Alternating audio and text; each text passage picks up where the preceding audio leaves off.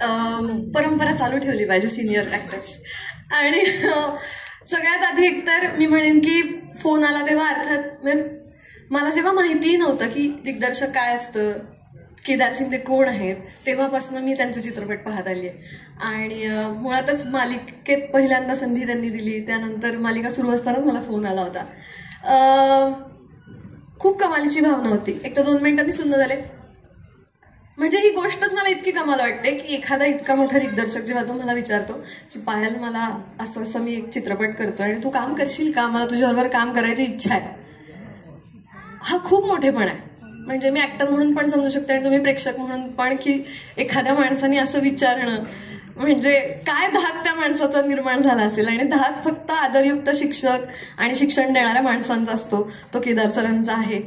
आणि दुसरी गोष्ट तू म्हणशील तसं सूरजला राखी बांधली तर झालं असं होतं की आम्हाला सांगितलं की 11 वाजता बिग बॉसच्या घरात जायचंय वगैरे वगैरे, आणि विचार करून या मालिका चालू होती त्यामुळे फार बघायला मिळत नव्हतं. पण रक्षाबंधन होतं 2 दिवसांनी आणि माझ्या सख्या भावाचं नाव पण सूरज आहे. तर माझी पूर्ण रडारड की पहिल्यांदा असं होतं की मी रक्षाबंधनला माझ्या भावाला राखी नाही बांधू शकत नाही. आणि माझा नवरा असं ठीक आहे तुझ्याच गावचा आहे, तुझ्याच जवळचा आहे, आपल्याच पट्ट्यातला आहे, तर मग सूरजला राखी बांध. आणि मी म्हणलं की हा चालेल बांधते. मी तुम्हाला खरंच सांगते इतक्या प्लेन आणि न्यूट्रल भावनेने गेलेले. मी राखी बांधली, आम्ही मिठी मारली, मी वळले आणि त्याने नमस्कार केला.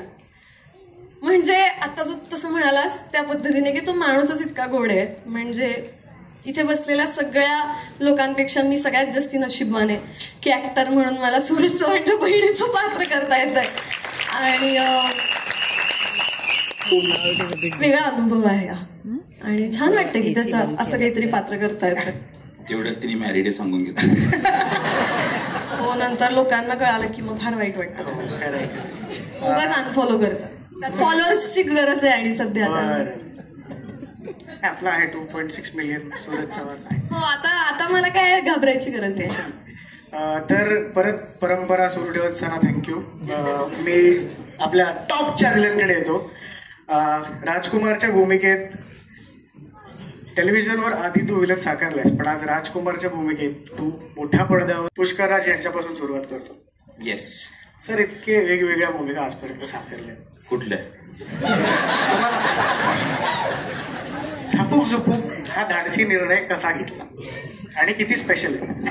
धाडसी निर्णय मी आधी घेतले होते, हा सोपा होता निर्णय. मी कॉमेडी करत नाही, पहिल्यांदाच त्याच्यात कॉमेडी केली, त्यामुळे मी बोलतोय. सगळ्यांनीच सणाला थँक्यू म्हणले, so thank you sir. Thank you sir. मला वाटलं ठरलेलं होतं की काय.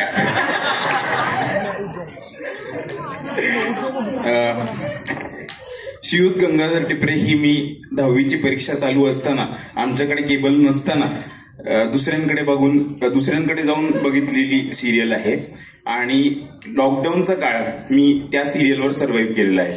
मी केदार शिंदेचा मनापासून फॅन आहे. मी निखिल सरांबरोबर आतापर्यंत काम केलेलं आहे आणि त्यांनी माझं कौतुक केलेलं आहे, माझ्या तोंडावर तरी. आणि केदार सरांबरोबर मला काम करायची इच्छा होती. एक प्रसंग खरा खरा घडलेला मी सांगतो. गलगले निघाले हा त्यांचा चित्रपट आमच्या कॉलेजमध्ये शूट झाला. मी इंजिनिअरिंग केलंय, पटत नसलं तरी. सो इंजिनिअरिंग कॉलेजमध्ये ते शूट झाला. त्यात एका प्रसंगामध्ये सिद्धार्थ जाधव येतो आणि 4 मुलांना खूप मारतो. मारल्यानंतर जो खाली पडलेला मुलगा आहे, त्याचे फक्त डोळे किंवा असं एवढंच काहीतरी दिसतं, तो मी आहे.